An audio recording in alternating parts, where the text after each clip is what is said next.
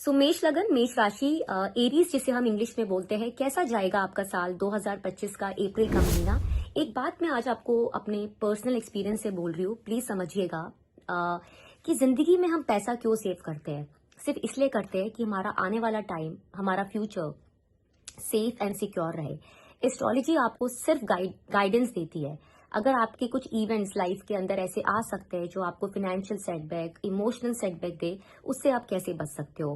कहते हैं जो होना होता है वो तो होता है, लेकिन उस समय में अगर आप थोड़ा सा अपना माइंड ओपन रखे, चीजों को सोच समझ के करे, तो कुछ चीजें तो आपकी डेफिनेटली कम हो सकती है। तो एस्ट्रोलॉजी सिर्फ उस पर्पस के लिए होती है। सबसे पहले बात करते हैं आपके हेल्थ की। आप लोगों की 7.5 शुरू हो रही है 29 मार्च से, तो आने वाले 2.5 साल जब तक शनि आपके 12th हाउस में रहेंगे, आपको अपनी हेल्थ का बहुत ध्यान रखना है। स्पेशली अपने स्टमक रिलेटेड एरिया का आपको बहुत ध्यान रखना है। इवन ट्रैवल करते समय, कहीं जाते समय आपको ध्यान रखना है कि कहीं पैरों में चोट ना लग जाए। अगर आप थोड़ी सी 50 प्लस है या 45 प्लस है, तो हो सकता है आपको कुछ थोड़ा बहुत अर्थराइटिस की शिकायतें भी शुरू हो जाए। तो you have to take care of your health. कुछ एक्सरसाइज करिए, उससे चीजें काफी कम हो सकती है आपकी लाइफ में। और दूसरा, अप्रैल के महीने में स्पेसिफिकली आपको, अगर आप फीमेल्स हो, so you can experience some hormonal related issues, जिसकी वजह से स्किन एलर्जी होना, पिंपल्स होना या दांतों में भी दर्द हो सकता है। तो उन चीजों का आपको ध्यान रखना है। स्टूडेंट्स की अगर हम बात करें तो देखिए, फर्स्ट अगर आप किसी यूनिवर्सिटी में एडमिशन लेना चाहते हैं, कोई सी नई सब्जेक्ट में एनरोल करना चाहते हैं, second half of the April is much more promising. तो उसी टाइम पे आप एडमिशन लीजिएगा। फर्स्ट हाफ में सोचिए समझिए आपके लिए क्या अच्छा रहेगा, वहां पे फोकस करिए, और सेकेंड हाफ को उसमें उसको एग्जीक्यूट करिए। अदरवाइज डिसेंट है टाइम, नथिंग मेजर प्रॉब्लम्स।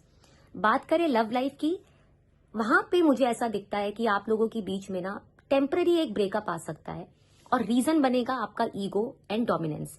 हो सकता है आपका पार्टनर काफी ईगो दिखाए, ईगो क्लैशेस आ जाए आपस में, या डोमिनेट करने की आपको कोशिश करे, जिसकी वजह से आपको एक टेम्पररी ब्रेकअप जैसी सिचुएशन बनती है अप्रैल के महीने में, शुरू के फर्स्ट 15 में। तो थोड़ा सा वहां पेशेंस रखिएगा, अपने पार्टनर को समझने की कोशिश करिएगा। मैरिज पॉइंट ऑफ व्यू से आप अपने पार्टनर के साथ, मुझे दिख रहा है आने वाले टाइम में, और हो सकता है आप में से लोग मुझे काफी कमेंट्स करके भी बताए, स्पिरिचुअल प्लेसेस पे ट्रैवल करने का सोच सकते हैं, फॉरेन प्लेसेस पे ट्रैवल करने का सोच सकते हैं। इवन आप में से काफी लोग ना इन्वेस्टमेंट्स की तरफ भी फोकस्ड होंगे कि कैसे अपने पैसे को हम बढ़ा सकते हैं, गोल्ड में इन्वेस्ट करके, प्रॉपर्टी में इन्वेस्ट करके। तो as a couple you'll be very focused towards those things. Even second half of the जो अप्रैल है ना, उसमें हो सकता है कि आपके फ्रेंड्स ने आपसे कुछ पैसा लिया हो, वो आपको वापस मिल जाए, या आपके सिबलिंग्स में, आपके भाई बहनों में किसी ने आपसे कुछ उधार लिया हो कुछ महीने पहले, तो वो आपको, आपका जो पैसा कहीं स्टक था, वो आपको डेफिनेटली मिल सकता है। इवन आपको प्रॉपर्टी रिलेटेड गेन्स भी हो सकते हैं। और आप में से काफी लोगों का जो इंक्लिनेशन है ना, वो स्टॉक मार्केट की तरफ भी आप धीरे धीरे जाएगा। तो ये सारी चीजें मैंने बताई एक मैरिड कपल के लिए।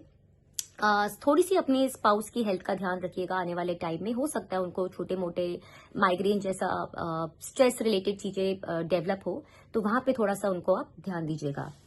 जॉब पॉइंट ऑफ व्यू से देखिए, एक तो ना मेष और एरीज जिनकी हम बात करते हैं, आप लोग फायरी साइन होते हो, तो आप लोग एक जगह एक तो बैठ नहीं सकते, मूवेबल साइन हो, आपको हमेशा कोई ना कोई चीज करनी होती है, खाली नहीं बैठ सकते, दिमाग हमेशा चर्न होता रहता है आप लोगों का।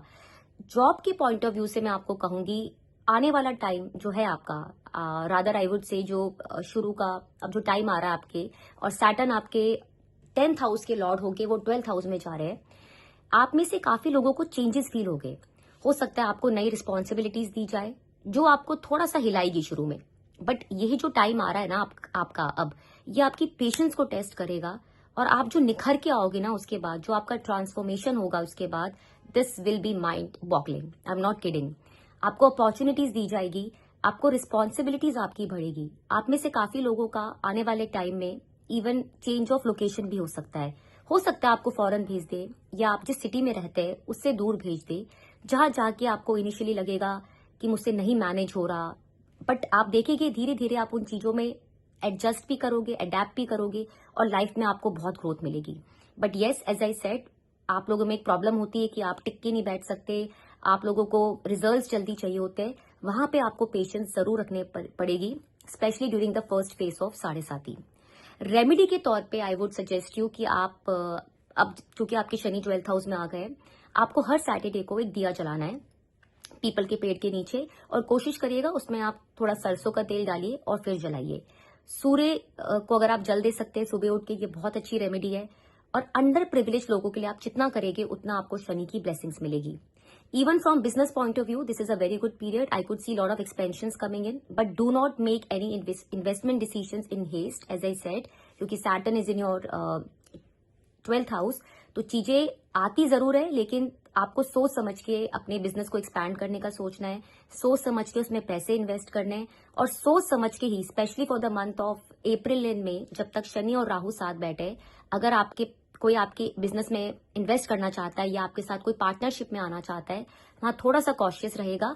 जब शनि और राहु साथ बैठते हैं तो कभी कभी क्या होता है ना कि गलत लोगों से हम टकरा जाते हैं और वो हमें बेवकूफ बना देते हैं, हम उनकी बातें समझ नहीं पाते। तो आपको उन सब चीजों में, be it's your professional life, be it's your business, वहां पे आपको इन चीजों का जरूर ध्यान रखना है। वीडियो अच्छी लगी हो तो please do like and subscribe to my channel. Thank you.